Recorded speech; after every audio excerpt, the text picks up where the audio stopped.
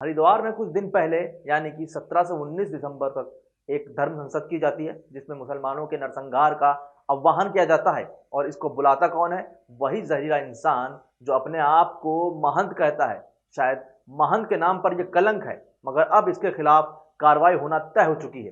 जी हाँ, इस वक्त की हम सबसे बड़ी खबर आपको बताने जा रहे हैं और आपको ये भी बताएंगे कि इसमें सुप्रीम कोर्ट में एक याचिका भी दाखिल की गई है। क्या कहा गया है उस याचिका में, वही बताएंगे।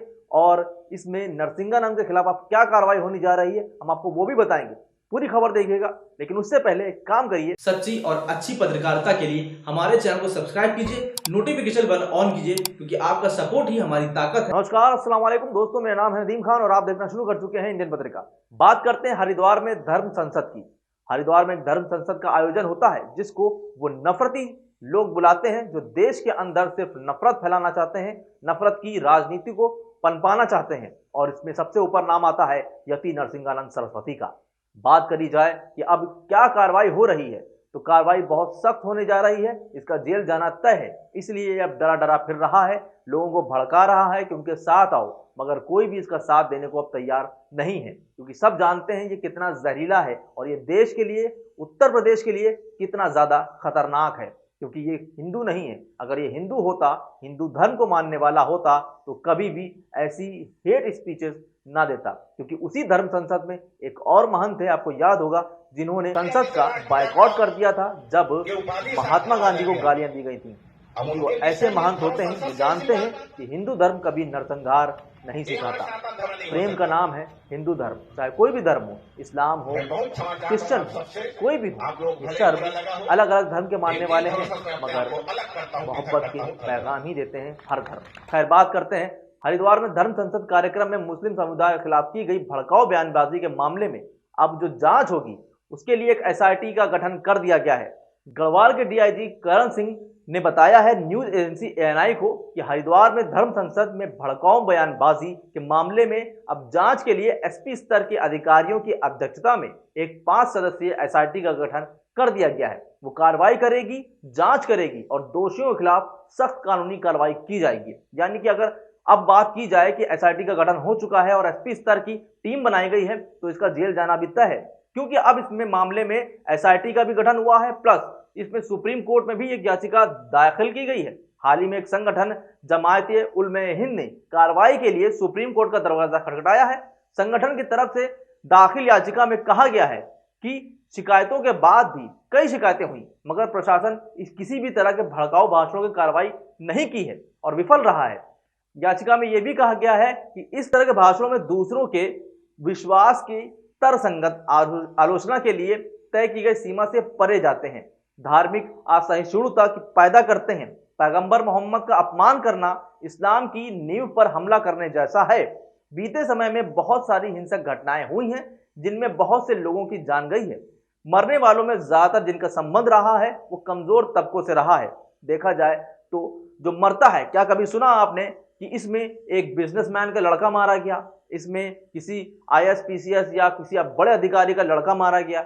नहीं, इसमें आम आदमी जो बहुत ही गरीब तबके का होता है, जो कम पढ़ा लिखा होता है, कम समझदार होता है, उसी को ये लोग टारगेट करते हैं, उसी को आगे करते हैं और वही अपनी जान गंवा बैठता है।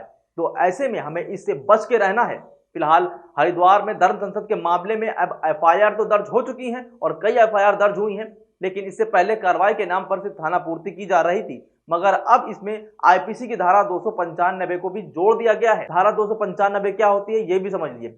इस धारा में किसी भी वर्ग के धर्म को या धार्मिक विश्वासों का अपमान करना, उनकी बेइज्जती करना, उनकी बेदबी करना और उसकी धार्मिक भावनाओं को आहत करने के आशय से किए गए काम के संबंध में लगाई जाती है। इसमें पहले एफआईआर में सिर्फ 153 ही ए लगाई गई थी, यानी कि बहुत ही कमजोर धारा थी जो बेलेबल थी और किसी भी तरह की कोई सख्त कार्रवाई नहीं की जा रही थी। मगर अब यति नरसिंहानंद का नाम भी इसमें जोड़ दिया गया है। जी हाँ दोस्तों, यति नरसिंहानंद का भी नाम इसमें अब आ चुका है और इस एफआईआर में यति नरसिंहानंद का नाम आने के बाद वो बहुत डरा हुआ है। जाहिर सी बात है, काली चरण पर जिस तरीके की कार्रवाई हुई है उससे ये दिखाता है कि देश अगर चलेगा तो संविधान से चलेगा, लोकतंत्र से चलेगा, क्योंकि ये देश सबका है, किसी के बाप की बपौती नहीं है। फिलहाल इस खबर में सामने आने के बाद, अब सुप्रीम कोर्ट में याचिका दाखिल होने के बाद और तो और 100 से ज्यादा बड़े बड़े पत्रकार, अधिकारी, नौसेना, सेना, सबके अधिकारियों ने जांच करने की मांग की है, इनके खिलाफ सख्त कदम उठाने की मांग की है। यह जाहिर सी बात है, अब यति नरसिंहानंद का बच पाना बड़ा मुश्किल है और ऐसे लोगों को सबक सिखाना भी बहुत जरूरी है, क्योंकि ये देश के लिए एक जहरीले सांप से भी ज्यादा खतरनाक है, या यूं कहें कोरोना से भी ज्यादा खतरनाक है। कोरोना का इलाज है मगर इन जहरीले लोगों का इलाज नहीं है, क्योंकि ये धर्म संसद के नाम पर सिर्फ धार्मिक भावनाएं आहत करते हैं, नरसंहार की बातें करते हैं, लोगों को किताबें छोड़कर शस्त्र उठाने की बात करते हैं। यानी कि आप रोजगार की बात नहीं कर सकते, आप महंगाई पे बात नहीं कर सकते। और ऐसा क्यों है?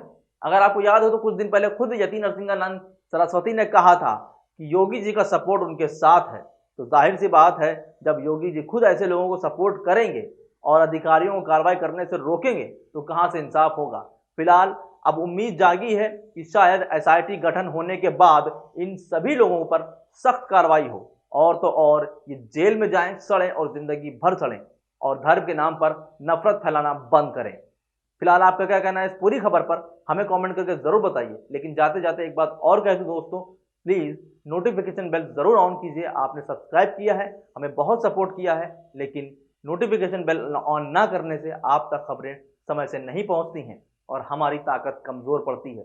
आप हमें कमजोर ना करें, ताकत दें। और वो ताकत कब आएगी? जब आप चैनल को सब्सक्राइब के साथ नोटिफिकेशन बेल जरूर ऑन करेंगे और इस वीडियो को अंत तक देखेंगे और लाइक, शेयर और कमेंट भी जरूर करेंगे। नमस्कार, खुदा हाफिज, जय हिंद।